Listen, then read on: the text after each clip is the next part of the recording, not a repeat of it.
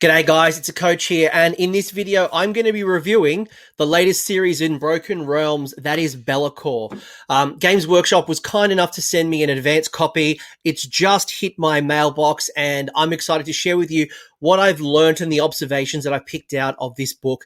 And much like the other videos that I've done in this series, there will be as little spoilers as possible from the lore. I'm not going to share with you what's going to happen or what Be'lakor does, but know that this will be a spoiler-free episode. And it's really just about the rules and what is going to come within the book. Now, if you're not familiar with the Broken Realms series, Broken Realms is a series of books that is the progression of the Age of Sigmar narrative. This is the third book. The first book was Broken Realms Morathi. We then had Teclis both advancing the narrative in some form of fashion. And finally, we now have Be'lakor. So we know more are coming, but this is the unique characters, both new and existing characters and how they interact with Be'lakor and what Be'lakor is doing. The book is jam-packed full of a whole bunch of things. Not only do you get story and art, you do get battle plans, you do get campaign rules. There's some really cool rules with siege battles, as well as a whole bunch of rules. So without further ado, let's look at the armies that are going to be impacted by Broken Realms Morathi, and let's see what it's going to bring to the table.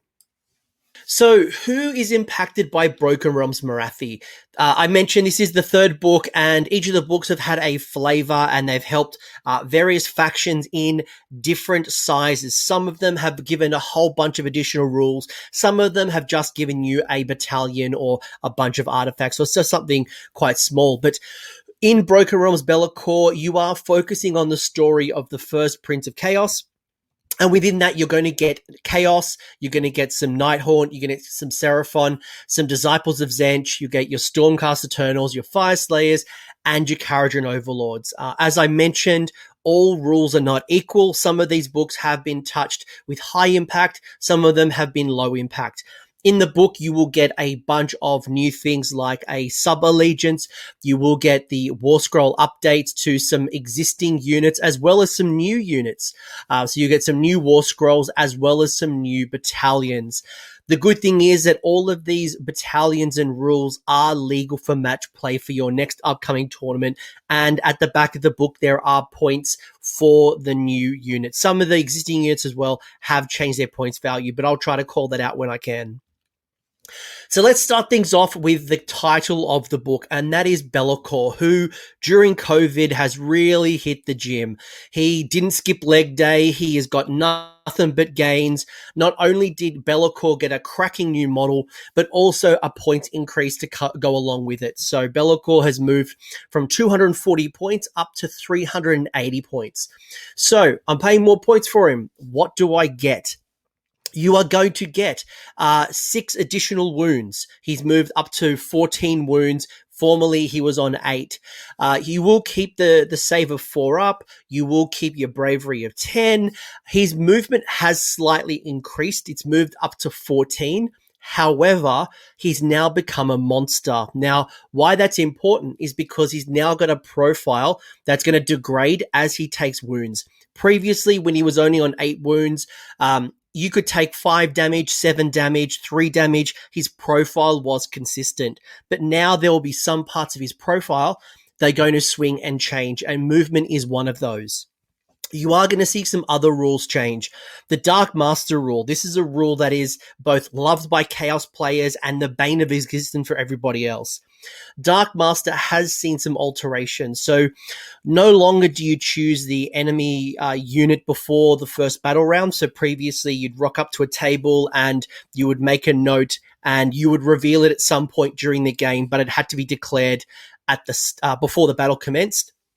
Now, another rule as well is that Be'lakor didn't have to be on the table. So even if Be'lakor was deleted during the game, you could still activate the Dark Master.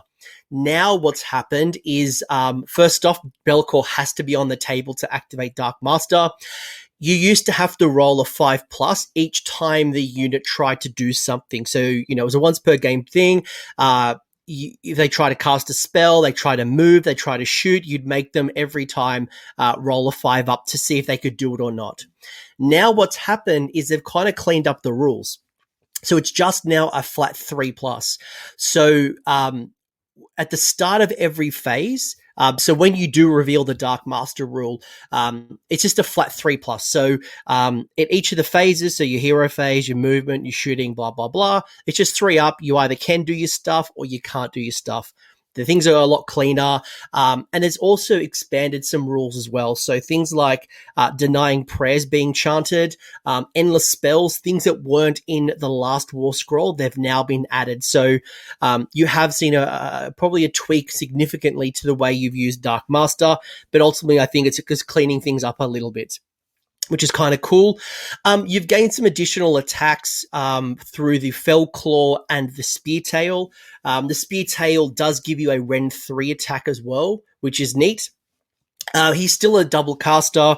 He does still have his signature War Scroll in Feeble Fee.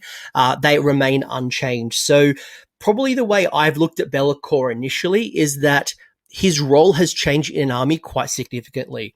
Previously, Be'lakor was a wonderful ally. He was a wonderful support piece. 8 wounds. He gained Lookout Sir.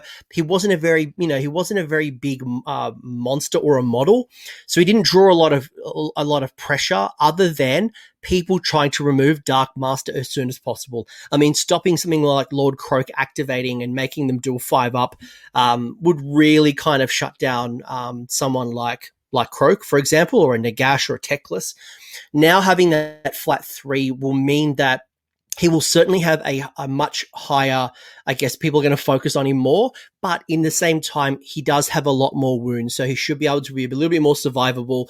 But his role has also changed to be a bit more of a combat monster than a support piece. So when you are looking at, and we'll get to it in a minute, the legions that comes with this book, so you get this Legion of the First Prince, you're really going to be able to supercharge Be'lakor and his army.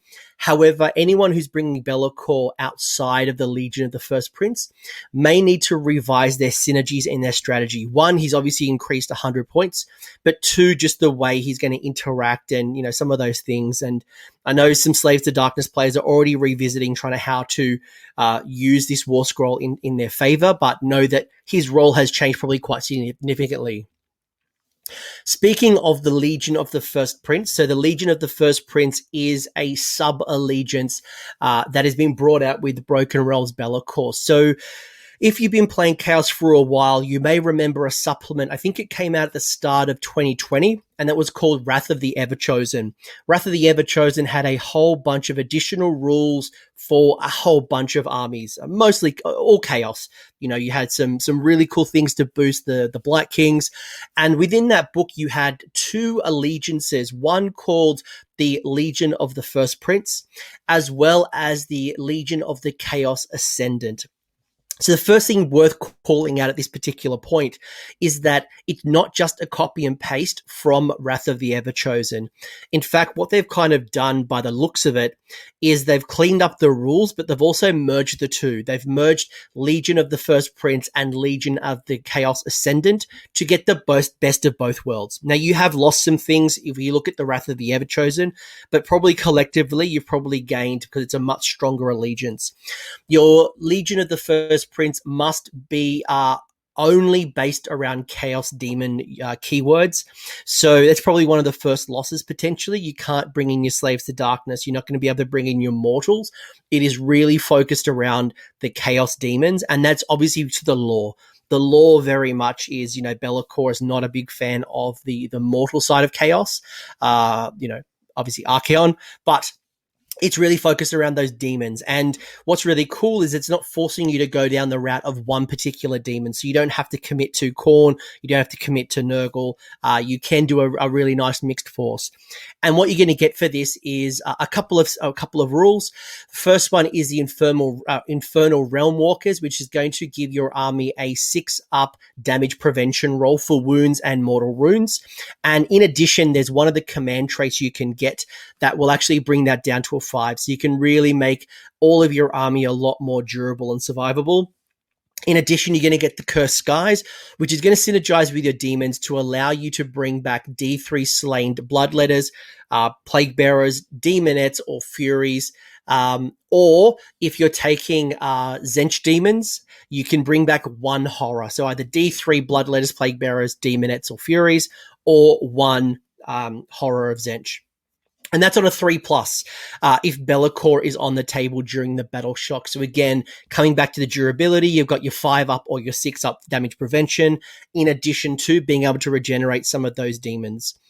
You've got the first Damned Prince, which has been brought over from the Wrath of the Everchosen, but it's got a big boost now that Be'lakor is, you're going to be able to reroll your hit rolls while he's within 18 of one friendly Bloodletter, Horror, Plague Bearer, Demonettes. It used to be 8 inches, so you'll notice that there are some rules that have been carried over, but they've kind of boosted it. This is one of them. So basically, as long as Be'lakor is in range of one of those friendly Bloodletter, Horrors, Plague Bearers, Demonettes, you are going to be able to reroll those hit rolls. In addition, should one of those demon units be within 9 inches of Be'lakor, he can also shrug wounds and mortal wounds to that unit on a 4+. So again, 14 wounds. He's going to be potentially super durable. You've got the Unyielding Legion, which has been brought over from the Chaos Ascendant side of Wrath of the Everchosen. So we've kind of, again, this whole merger that I was talking about earlier. And what you're going to get for this is if you've used the rules, basically, if you used the rules in the past, it hasn't changed actually, other than the keyword. So basically, you pick one friendly hero on the battlefield, you roll 3d6, and if you roll a 10 or more, you can summon a unit depending on the hero you chose. So if you chose for a Khorne hero to use the Unyielding Legions, it means that you summon 10 Bloodletters. You pick out, I don't know, a Keeper of Secrets, and you would summon 10 Demonettes. It's all based on the Chaos keyword. If you happen to choose Be'lakor to activate the Unyielding Legions, you do get the choice of choosing either the Bloodletters, the Horrors, the Bloodletters, the Horrors, the Plague Bearers, or the Demonettes, or you can choose 6 Fury as well. So you're going to get the choice should you use it off Be'lakor. In addition, you are going to get the Master's Command spell for each of the units. So in addition, all of your wizards are going to get the Master's Command, in addition to what they already know. So you get the casting value of 7. And what it allows you to do if you are successful in your cast is pick one friendly Legions of the First Print unit wholly within 12 inches of the caster, and it must be visible.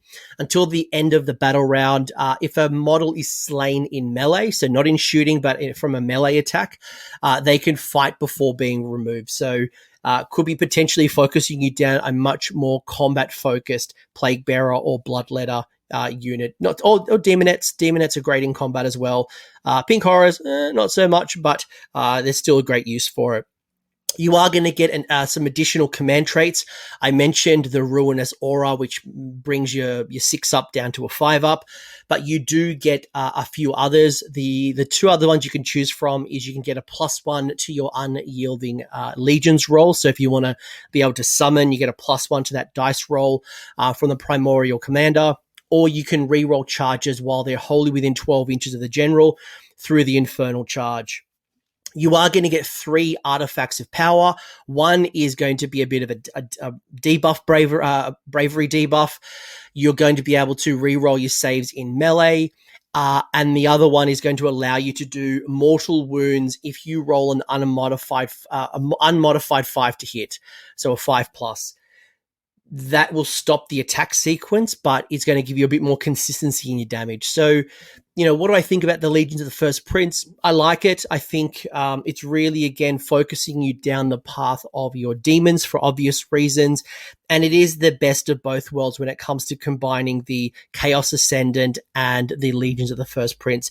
I know people who have been using the Chaos Ascendants are probably going to be a bit sad that's no longer available. By the way, I don't know if I mentioned that, but those 2 Wrath of the Everchosen allegiances are gone. They are replaced by what's in Broken Realms Be'lakor. You cannot use it now in match play. The next army to be affected, and probably one of my personal favorites that have been affected, is the Nighthaunt. Now, the Nighthaunt has gained 2 sub-allegiances. It was one of the only battle tomes that didn't have a sub-allegiance, and when you choose a Nighthaunt army, you're going to be able to choose either to take the Emerald Host or the Reichenor's Condemned. And that's a sub-allegiance known as a procession. But basically, should whatever you choose, whether it's Emerald Host or the Condemned, all of your units in the army are going to take away and gain that keyword. So you're going to gain the Emerald Host keyword. So what do you get from the Emerald Host? So Emerald Host is really feels to me focused around Lady Olinda, or at least the narrative is focused around Lady Olinda. It doesn't force you to take her, but it'll combine quite well. So what do you get from this? You're going to get a couple of things. First off, you get the Emerald Curse. So after armies are set up before the first battle round, you can choose one enemy hero, and for the duration of the battle, you're going to subtract 1 from the save roll that target that hero. Now, that's brutal. When you think about some of the things running around like Stonehorns, Archaon, Maw Crushers, Catacross, Star Drakes, any of those Teclis, any of those heroes that you really want dead, giving it a -1 to their armor save for the whole battle is going to be awesome. Please don't put it on any of my Mega Gargants, please. The Knights of Regret is going to, another ability, is going to add +1 to the attack characteristic of melee weapons used by the Emerald Host Hex Raids. So it's going to focus on Hex Raids units, but is basing it off the back of a charge move. So you're going to have to charge in order to get that +1 attack.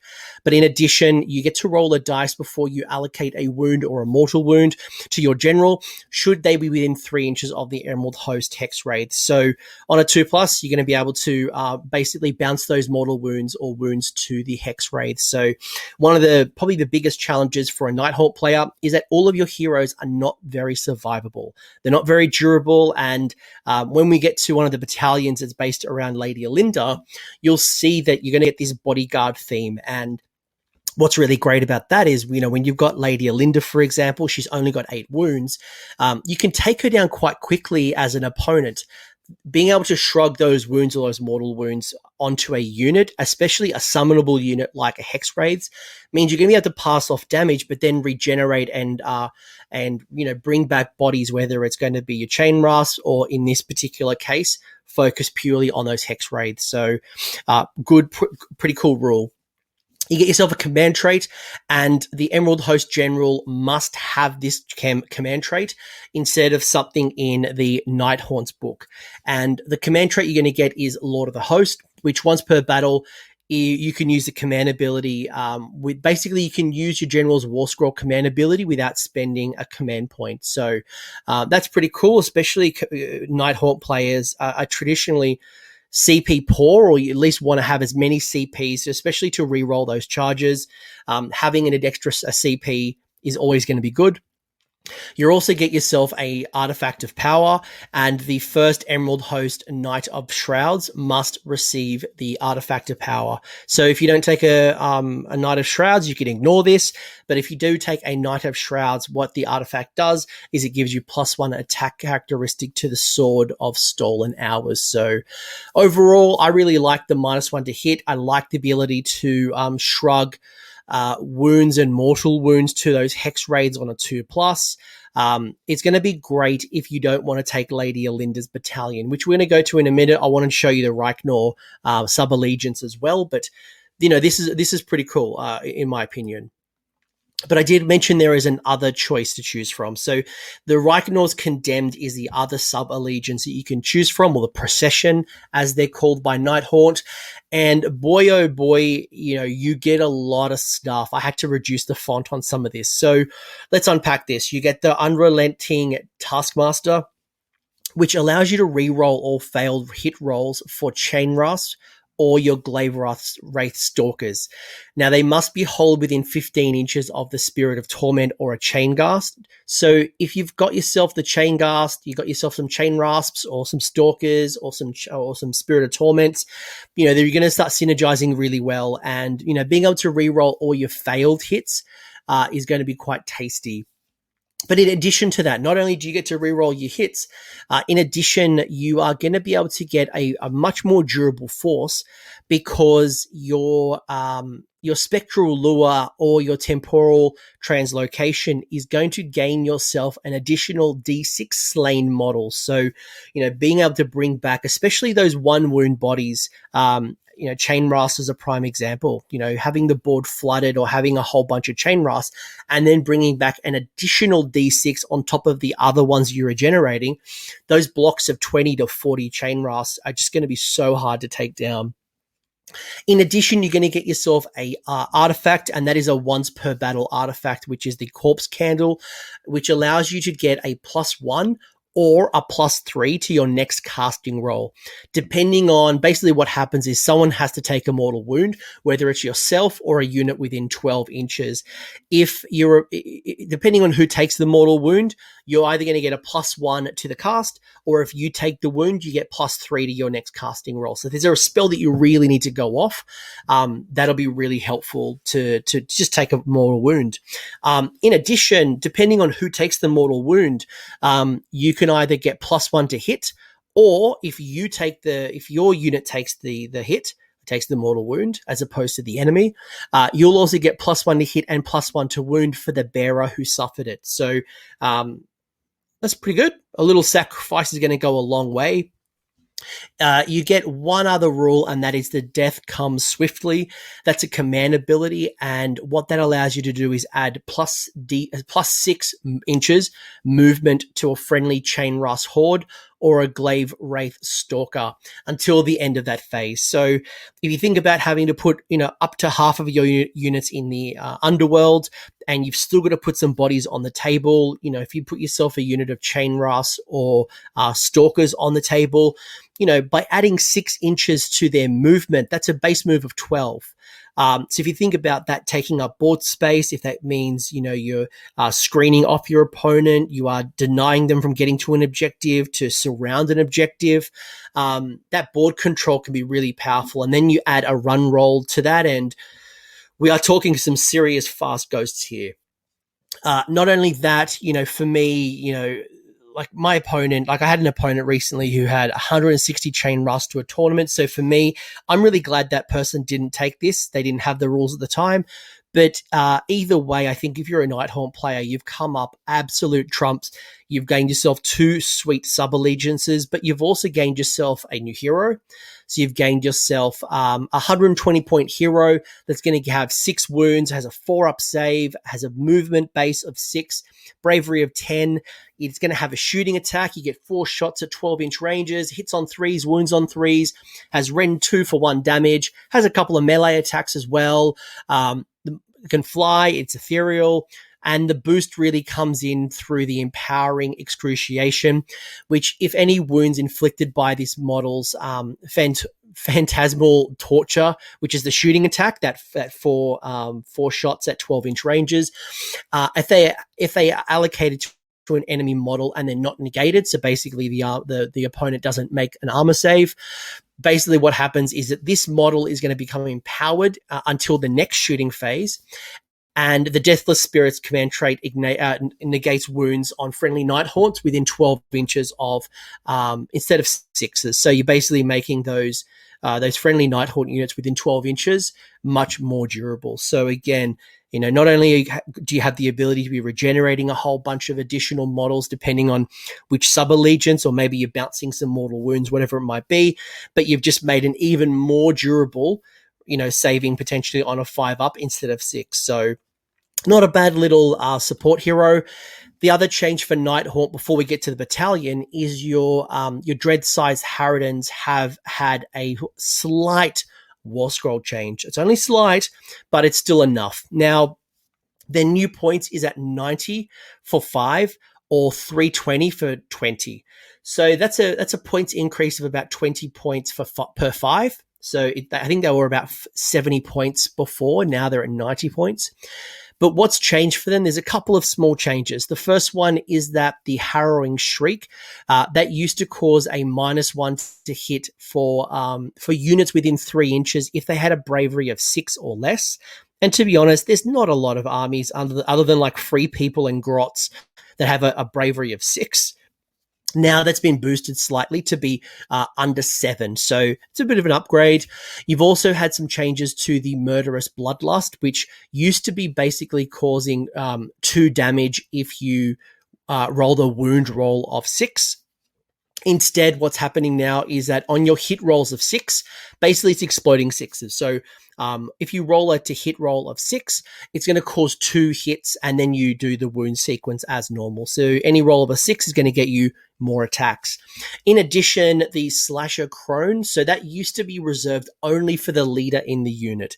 Now that's changed, so every 1 in every 5 will get the Slasher Crone. So if you took out a maximum unit, that's going to get you an additional 4 attacks. And if it's free, it's for me. But more importantly, it's going to really benefit as well with the exploding 6s to hit. So not a bad little change for the Dreadscythe Harridans. Especially probably the -1 to hit, moving it to a 7 instead of a 6, should mean that more of your opponent's units will be able to be affected by the -1. The last thing coming out of Nighthaunt is a new battalion. I love this battalion. Spoiler. Love it. I mentioned Alinda. I've talked about the fact that Alinda dies usually quite quickly. So the Horror-Morn Choir means that you've got to have Lady Alinda, the Mortarch of Grief. You've got to have a unit of Dreadscythe Harridans, and you've got to have 2 units of Miamon Banshees. It is 120 points. And what you're going to get yourself is really a retinue. It's really a pretty cool thing. So basically you roll a dice each time you allocate a wound or a mortal wound to Lady Alinda. And if she's in 3 inches of another unit from the battalion, so if Alinda is near the Miamons or the Harridans, and on a 2+, you're going to allocate the wound or mortal wound to that unit instead.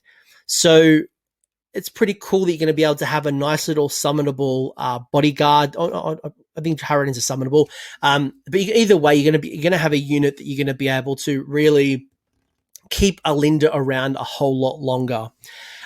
In addition, you get you're going to get if the War Scroll Battalion includes the Lady Alinda, it's treated as if she is the general, even if she's not the general. So, what it means, which is a really interesting mechanic here, and the Reichnor one kind of has the same type of thing, but it's not as impactful as the Alinda one. But what happens is Lady Alinda has a command ability on her War Scroll called No Rest for the Wicked. Now, in order to use a Lady Alinda's command ability, she must be the general. So if you choose somebody else to be the general, you wouldn't be able to use that ability. But within this battalion, it allows you to make Lady Alinda in the army use her command ability without making her the general, which means that you're still going to be able to benefit from taking a command trait and all the artifacts and all this good stuff on your other general. So not only are you going to shrug off mortal wounds to your battalion, but you're also able to use her command ability. And if you're not familiar with her command ability, it does mean that she can regenerate 1 slain model to every summonable unit within 12 inches of her. So again, I really like this. I think it's a really cool set of rules, and I imagine a lot of people who play Nighthaunt are going to revisit Lady Alinda, who previously, as an 8-wound hero, would die to a stiff breeze. Stormcast Eternal fans, you get 1 War Scroll. That's it. You get 1 War Scroll. And it's an interesting one. So you're going to get a hero that's been spoken about a lot, from Josh Reynolds through the Hallowed Knight series. You've got yourself Gardas Steelsoul, and he's made the jump from the novels to the tabletop. He is 110 points. He is a 5-wound hero with a 4+ armor save and 6 attacks between 2 profiles. Now, you're probably going to look at this and you're going to realize very quickly that he has a very similar profile to a Lord Celestant. So your traditional little warrior general that you can take. This is essentially a named character version of him, but there come some differences.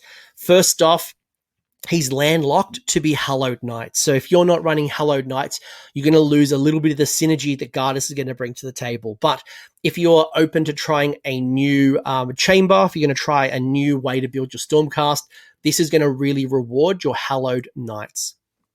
His War Scroll command ability, Furious Retribution, can give Stormcast Eternal unit within 12 inches of him +1 to hit in combat, but it does mean Gardas needs to be within 3 inches of an enemy to activate, so it is requiring Gardas to be in combat, and to be honest, he's not amazing in combat. You probably would think he's on a 3-up armor save. You probably think he does a little bit more attacks than he does. He's not awesome, but he's also not going to die really quickly. You've got the Aura of Purity, which gives Gardas a 5+ mortal wound save, and it also gives your Hallowed Knight units wholly within 12 inches of him a 6-up mortal wound save as well. So you're starting to notice that Gardas is probably more of a support piece than he is a Celestant prime time damage dealing monster. So that when I looked at that 5-up mortal wound save, I was thinking that it might combine quite nicely with the Hallowed Knights only the faithful rule, which allows you to also ignore the effects of spells and endless spells. So you're likely to get quite a durable force here. And should Gardas die in combat on a 2+, he's going to be able to pile in and fight using Martyr Strength, which is essentially the same as the Hallowed Knight's command trait. Once per battle, he can use the Saintly Assault, which at the start of the charge phase, you can re-roll Hallowed Knight heroes within 12 inches of Gardas. So you'll be able to re-roll those charge rolls, which is going to be pretty cool.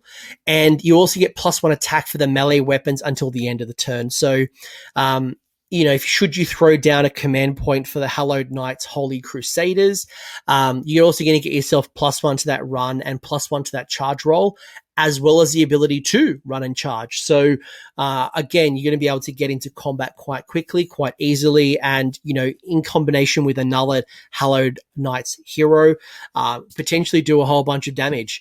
As I mentioned, Gardas is essentially a named character, a named Lord Celestant that is locked to that Hallowed Knights keyword. So if you are already building a Hallowed Knights list, he's going to combine quite well.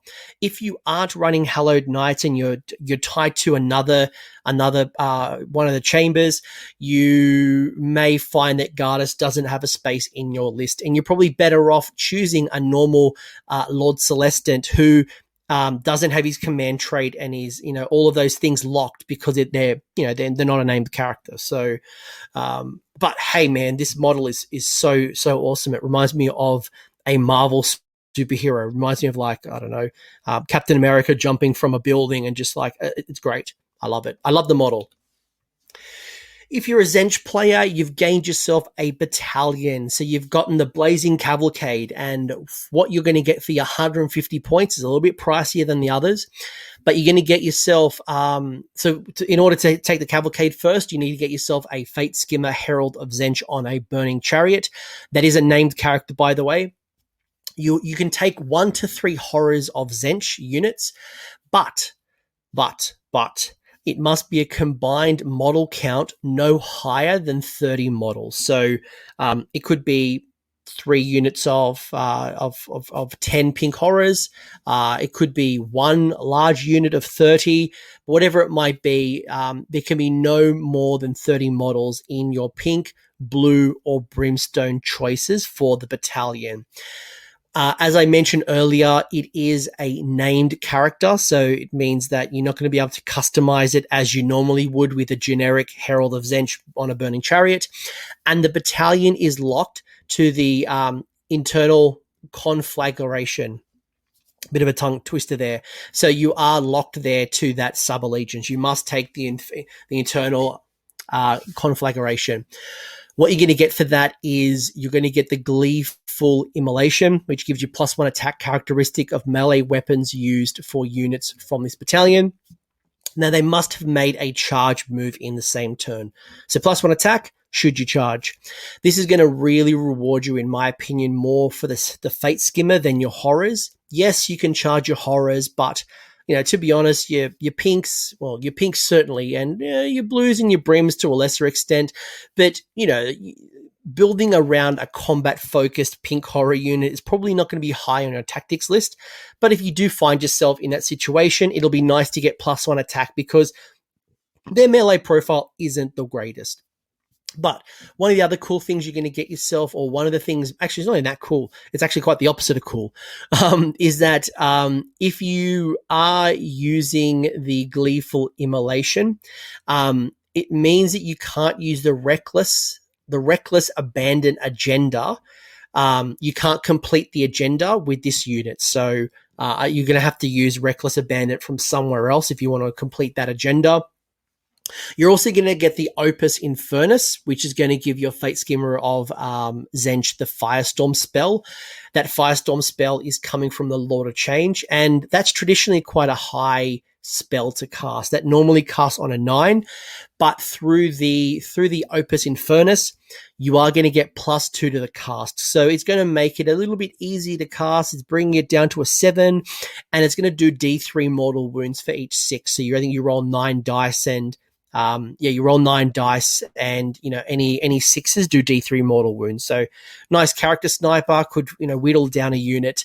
Not a bad spell, but it is a little bit harder to cast. But as I mentioned earlier, the battalion is landlocked to the Eternal Conflagration, which means that your allegiance abilities are going to focus very much on your missile weapons.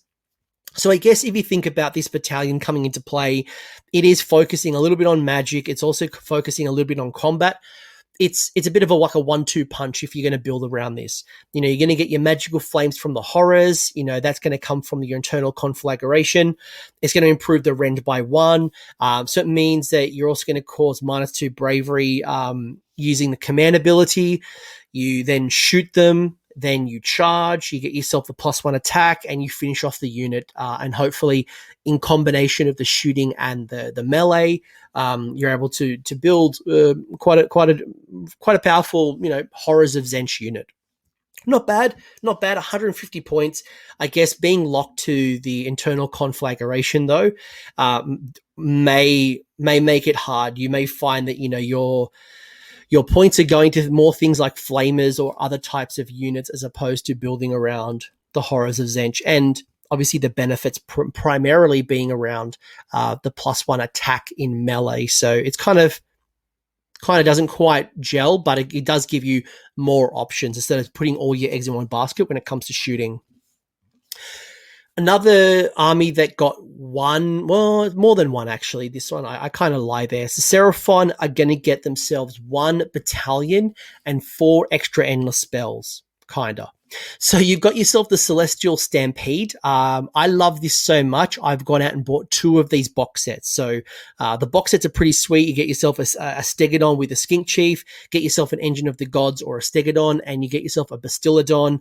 The Stegodon with Skink Chief is a named unique character. So again, that locks you with some of the choices you can make being a unique named character. And you must be Thunder Lizard. So you're forced to the sub-allegiance of Thunder Lizard coming out of the Coalesced. You can't be Starborn. You've got to be Coalesced. And what do you get with that? By the way, Thunder Lizard's great for this because Thunder Lizard gives you +2 wound characteristic to your Thunder Lizard monsters. So those Bastiladons, Engine of the Gods, your Stegodons, they're all getting +2 to their wound characteristic, which is just great. It works quite well with this. But in addition, you're going to get the Prime Warbeast. So you add +1 to the attack characteristic of a weapon used by the General's mount. So that's going to bring up your Massive Horns to 3 attacks, your Grinding Jaws up to 3, and your Crushing Stomps anywhere up to 6 attacks, depending on how degraded the profile is. You're going to get yourself, the big benefit here as well is going to be this Lance of the Cosmic Power, which once per battle at the start of your next shooting phase or the start of your shooting phase, you can say that the battalion is going to use the Lance of the Cosmic Power. If you use the Lance of the Cosmic Power, you can't use the Engine of the Gods Cosmic Engine roll. So if you have other Engines of the Gods, you can absolutely do it. But in this particular battalion, you couldn't use that in that once per battle situation. What it also allows you not to use is the Trove of the Old One technology, and that's the command ability that is coming with the Thunder Lizard. But if you use the Lance of the Cosmic Power, what it does, it allows you to pick one enemy unit within 24 inches of your Stegodon on Skink Chief, your named character, and you get to roll 1 dice for each engine of the gods in the battalion within 24 inches of an enemy, and 2 dice for the Bastiladons with the Solar Engine. So it's rewarding you to take the Solar Engine, not the snakes or whatever it is, the other build, but everyone takes the solar engines. But it's going to reward you to take the solar engine, and again, 24 inches from an enemy. So you roll a dice for 1 or 2 dice, depending if it's an engine or a Bastiladon, and for each 2+, you're going to suffer D3 mortal wounds. So you are sacrificing the engine of the gods engine roll in one of your turns. And you can still shoot with your Bastiladon, but for me, I really like it. The Trove of the Old Ones allows you to double shoot. So there's one particular turn you're not going to be able to double shoot using that command ability. But overall, it wraps up quite well should you be going down the Thunder Lizard route. It is very different to, say, Lord Croak and his friend build from the Starborn. And if you're looking for something with a bit more variety, and this is a different style of competitive, it's not as easy as the other builds, but certainly probably a much more. I mean, who doesn't want to run dinosaurs around the table? This is great, and it synergizes quite well. And the other thing you're going to get through the Seraphon is you're going to get yourself bound endless spells. So already in your Seraphon battle tome, you're going to get yourself bound endless spells based on malign sorcery. Bound Balewind Vortex, bound Geminids, bound Purple Sun, bound Quicksilver Sword. You get the point. There was another 4 endless spells that came out of Forbidden Power. It was a supplement. I think it was in 2019, maybe even 18. I think it was 19. And that brought 4 additional endless spells to the table that anyone could choose. You could take the Horrorghast, the Uber Driver or Lachlan, the Soul Seeker, the Shards, and you've also got the Soul Scream Bridge, or just as known as Bridge. But basically what's going to happen here, folks, is that Seraphon can now take bound versions of that. And what a bound version is, you can see it on the screen right now, but essentially it means that only the Seraphon player can move or interact with the bound endless spell. So the Horrorghast for 60 points is going to cause -1 or -2 bravery to the opponent, depending on if they're within 6 or 12 inches of the Horrorghast. Our Uber Driver, Lachlan the Soul Seeker, for 70 points is going to pick up a unit within 3 inches of it and move it up the board. You will have to sacrifice 1 model to be slain, but essentially it's a nice little cheeky teleport. The Shards for 40 points is going to be able to halve a movement characteristic of your opponent, which is brutal. This game is one off movement, so being able to halve an opponent's characteristic is going to be nasty. And in addition, you subtract 1 to the hit rolls for whoever it passes over. So the Shards must pass over a unit, but then you're causing -1. And knowing that it can't come back to you because it's bound, very, very, very generous for 40 points. And then the Soul Scream Bridge, I don't know how many Seraphon players are going to take the Soul Scream Bridge, but if you do so, it does allow you to teleport so you set up one of the bridges, and you can basically the 2 bridges have 12 inches between them, right? So you set up one bridge, and then the second bridge is set up 12 inches, wholly within 12 inches of the first. And anything within 6 inches of that first bridge can teleport to the other bridge. So if you have a nice little combination, you've got yourself, let's say, Croak and Friends. You got your you got your Ashlith Bearer, you got Croak, you've got the Eternal Guard, you've got a whole bunch of peeps helping Croak. You could teleport literally all of them with 1 endless spell across the board. So it's great for anything with synergies or you're requiring a certain thing. And because it's a setup, you may get rewarded. Well, like for example, you might teleport a bunch of salamanders, whatever it might be. Either way, it's there. 110 points is quite expensive, though, in my opinion. If you're Kharadron Overlord, you've got yourself a couple of things. First off, you got yourself some additional triumphs. So you've got an additional 6 triumphs to add through the Triumph Guild. When you are choosing your triumphs, depending on what you have in your army, so your Aether Chemist, your Aetheric Navigator, or your Endrin Masters will all have access to 2 additional triumphs each. Your Aether Chemist is going to be able to extend the range of the Aetheric augmentation up to 18. So normally on the War Scroll, I think it's 12. It's now at 18 should you use this additional triumph. And if you're Barak Urbaz, you can pick 2 of your Skyfarer units to benefit instead of 1. And in addition, there's an alternative one which will allow you to re-roll wound rolls of 1. So quite tasty. I think from memory as well, you don't have to be garrisoned. So in the past, I think for the triumphs, you had to get your Aether Chemist out of the boat in order to use the triumph. With this one, correct me if I'm wrong, chat. I'm sure you're going to put it in the comment section, but you can remove yourself. You don't have to remove yourself from the garrison in order to use a triumph, which is a massive boost for KO players. Should you use the Aetheric Navigator rules, you can either re-roll the dice for dispelling or unbinding.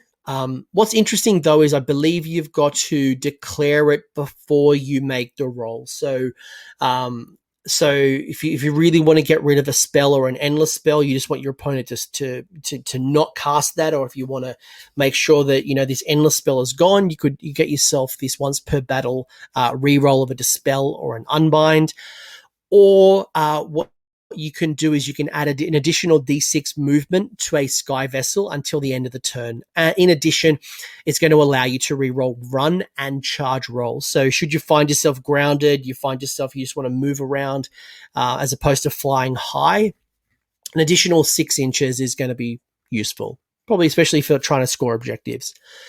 Though you probably want to shoot off your opponent first, so throw down the Aether Chemist Guild first. You finally got your Endrin Master, so the Endrin Master additional ones will allow you to re-roll how many wounds that your Endrin Riggers heal. So you get to re-roll the dice roll and add 1 to that number, which is pretty tasty. I think it's D3 you can heal, so it's at D3 plus 1.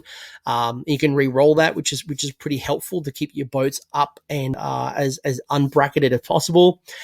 In addition, alternatively, you could use the by Grungnir, I have my eyes out on you command ability for free. So that was that one.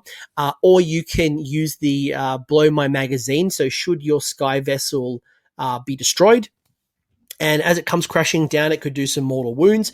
You can increase or decrease the amount of mortal wounds that the destroyed boat is going to do. So you could make it 1, D3, or D6 mortal wounds within 3 inches. So obviously, if you have a bunch of troops near the boat, you want to reduce that down to a flat 1. If you want to do maximum carnage, you're going to try to boost that up to a D6. KO players are also going to get themselves a battalion. So you've got the Aether Runners or Drongons, Aether Runners, and that is going to make you have a Endrin Master in dirigible suit, who's a named character. You got yourself 2 Endrin Riggers or Sky Warden units in any combination, and it's landlocked to Zilfin. So you've got to be Barak Zilfin in order to use this battalion. What you get from it is you get the fastest vessel in the fleet, so that allows you to add 3 inches to the movement characteristic for what is in the battalion. So that's not bad, especially if your Endrin Riggers are not hitched onto a boat. In addition, at the start of your movement phase, for each unit in this battalion, you can pick 1 friendly sky vessel unit that's within 3 inches. You can't pick the same sky vessel more than once.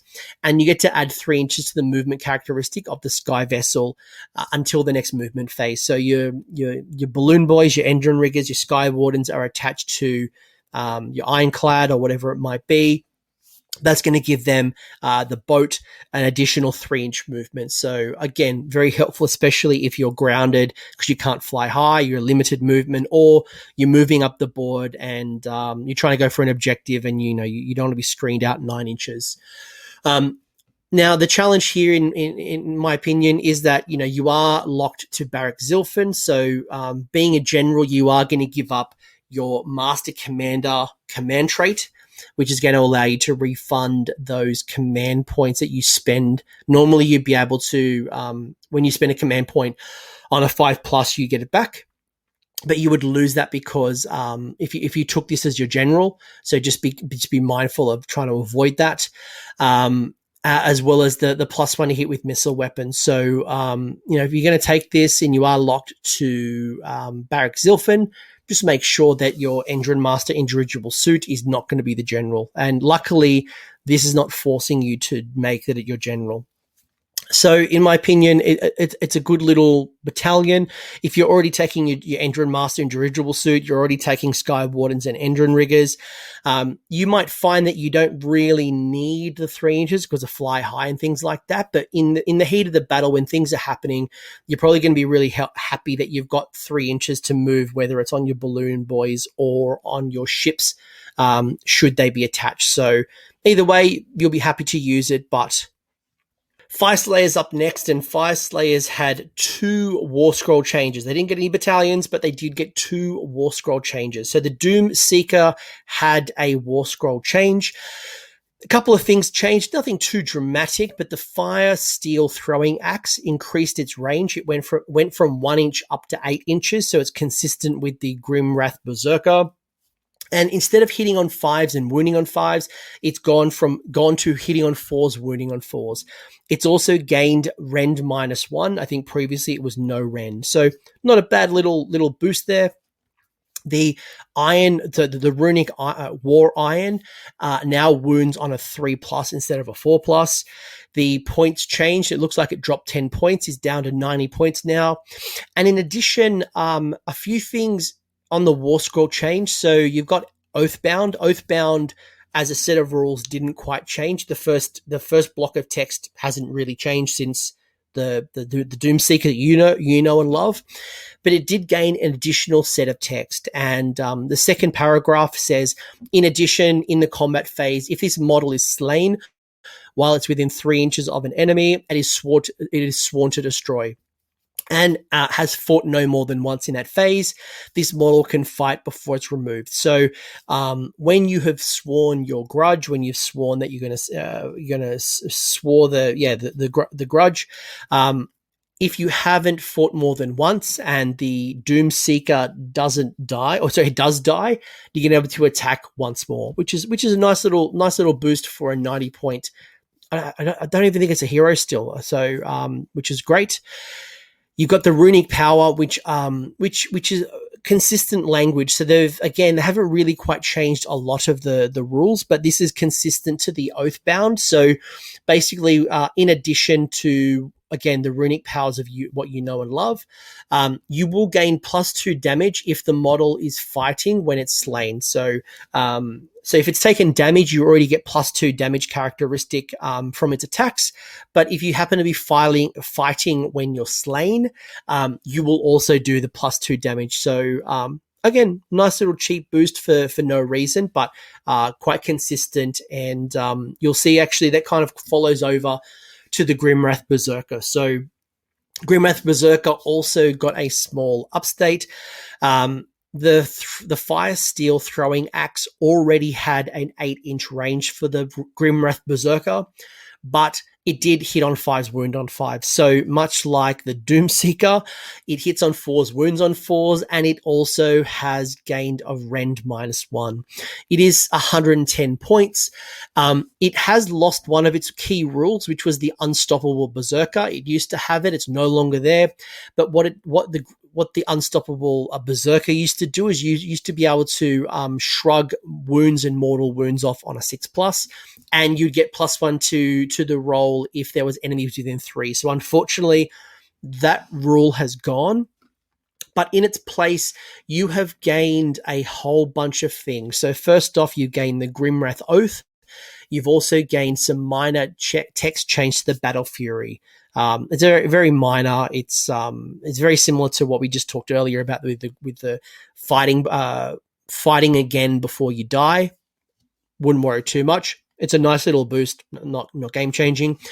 But you did get these Grimwrath Oaths, and at the start of the first battle round, you pick one of these oaths for the model to swear. So if you have multiple Grimwrath Berserkers, you can swear one of these oaths per Grimwrath. I don't think you can duplicate them though. So if you take like 4 Grimwrath, you can't. If you take 4 Grimwraths, I don't think you can take all 4 of them to have the same one. Now you'll see here that there's a whole bunch of things you can get.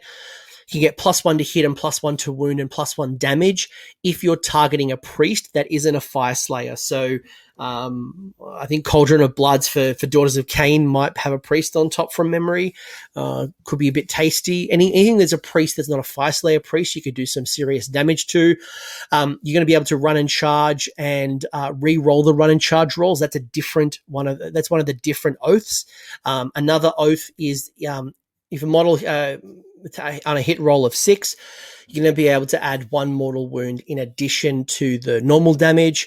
You're also going to be able to add +1 to hit and +1 to wound for attacks made while they're within 12 inches of a friendly allied unit. I think that's a really interesting one. I don't see a lot of Fire Slayer units having an ally. I'm not sure what allies you'd be bringing in, but should they be within range of an ally 12 inches, you get +1 to hit and +1 to wound, and there are 2 others to choose from. So either way, some interesting additional mechanics to customize your Grimwrath Berserker. But overall, what do I think? Look, again, from someone who is enjoying the lore, who has been playing Age of Sigmar for a while now. We had Soul Wars, the Soul Wars battle between Nagash and Sigmar, and obviously, the impacts of the Necroquake. That all came about in 2018, and the story hasn't really evolved a lot since then. So if you're someone who loves to look at art, looks at lore, who really wants to really understand where the game is going, this is a great book. Really enjoy the book. If you are a Fire Slayers, or if you are a Stormcast Eternal player and you're like, I got 1 War Scroll and it's on the Games Workshop website, if you aren't someone who's a big lore fan, then you probably don't need the book. It's a great book, don't get me wrong, but you probably wouldn't buy it for 1 page. The Nighthaunt and the especially Be'lakor as well, your Legion of the First Prince are going to really benefit from the rules, in addition to, again, the lore, the stories, the campaign rules, the siege battles, all the cool stuff that comes with this book. But as I would always mention, the FAQ is always going to determine what this is going to look like for match play. Some things might get tweaked, some things might get added. We've seen alterations through the Broken Realms series where rules have been added as well as rules have been modified. So we'll do some proper list tech discussions 4 weeks after it hits the shelves, which is the current FAQ cycle. But I hope you enjoyed that. Let me know what you think in the comment section on how you think this was, and like how your army or how your army builds or your things that you're thinking about. How are they being impacted? How has Be'lakor, if you've been running Be'lakor in your Chaos lists, how has this impacted your lists? If you are a Nighthaunt player, which of the 2 sub-allegiances are you more drawn to, the Emerald Host or Rakenor's Condemned? If you are a Hallowed Knights player, how are you thinking about Guard of Soul? And if you're someone like me who's building around the Steggies, tell me what your list is looking like. I've been playing around with a few lists, and I'd be curious to see what your list look like compared to mine.